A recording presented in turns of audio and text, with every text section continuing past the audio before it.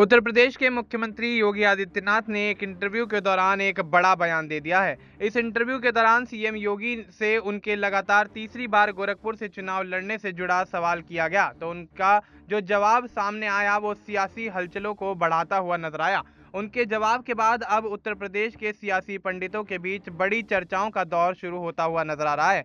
CM योगी से interview के दौरान जब पूछा गया कि क्या वह तीसरी बार चुनाव लड़ेंगे, इस सवाल का जवाब देते हुए सीएम योगी ने कहा कि मैं कोशिश नहीं करूंगा, हमारी पार्टी कोशिश करेगी। भाजपा का कोई भी सदस्य मुख्यमंत्री बन सकता है।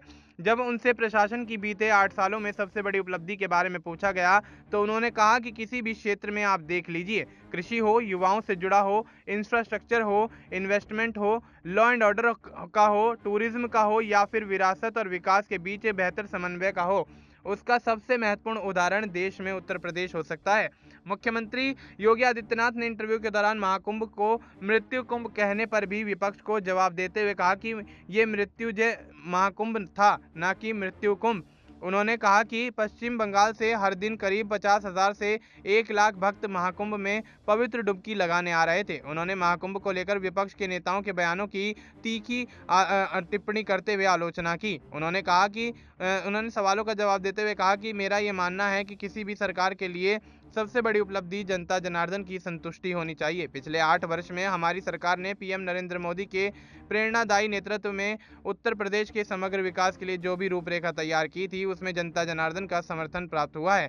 इस समर्थन को मैं सरकार की उपलब्धि मानता हूं। अब ऐसे में देखा जा रहा है कि योगी आदित्यनाथ के मुख्यमंत्री बनने को लेकर तमाम सियासी अटकलें यहाँ पर शुरू होती हुई नजर आ रही हैं। अखिलेश यादव तो यहाँ ये भी कहते हुए नजर आए हैं कि उत्तर प्रदेश के मुख्यमंत्री योगी आदित्यनाथ को अब दिल्ली भेज देना चाहिए, और इसका सीधे तौर पर मतलब ये रहा है कि कहीं ना कहीं उत्तर प्रदेश के मुख्यमंत्री योगी आदित्यनाथ को दिल्ली भेजकर उन्हें आगामी आम चुनाव के लिए और भी ज़्यादा मजबूत करना चाहिए, ताकि वो पीएम नरेंद्र मोदी की जगह अपने आप को देख सके। क्योंकि लगातार भारतीय जनता पार्टी में ये चर्चाएं रही हैं कि प्रधानमंत्री नरेंद्र मोदी के बाद देश का अगर कोई प्रधानमंत्री बन सकता है तो वो सीएम योगी आदित्यनाथ हैं। लेकिन इसको लेकर भी लगातार भारतीय जनता पार्टी में पेच फंसता हुआ नजर आ रहा है।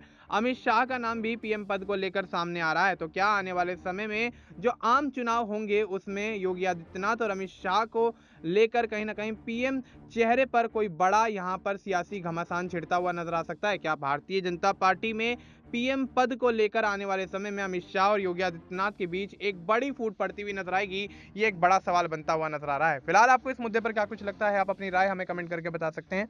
बाकी देश और दुनिया से जुड़ी तमाम जानकारी के लिए आप देखते रहिए एसपी9 न्यूज।